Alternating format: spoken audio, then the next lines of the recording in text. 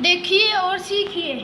पहले हम गाइस इस कागज़ को ऐसे फोल्ड करेंगे दोनों साइडों से।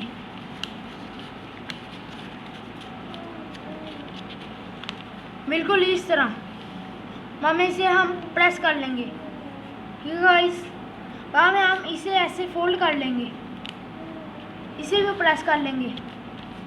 मैम गाइस जिस तरह हमने पहले दिखाया ऐसे फोल्ड किया था उस तरह ही गाइस हम इसे भी ऐसे फोल्ड कर लेंगे। ठीक है गाइस,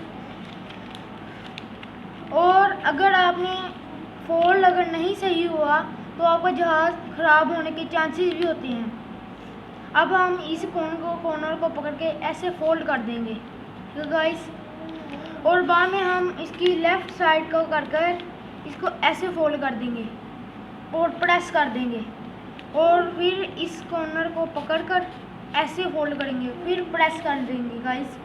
देख रहे हैं ना गाइस, और इसको दूसरी साइड कर इसको ऐसे करेंगे, फिर प्रेस कर लेंगे।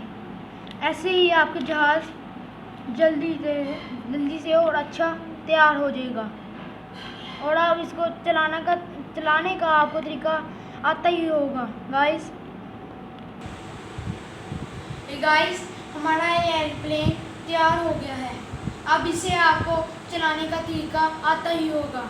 ये देखें कितना प्यारा और अच्छा जहाज़ बना है हमारा। देखिए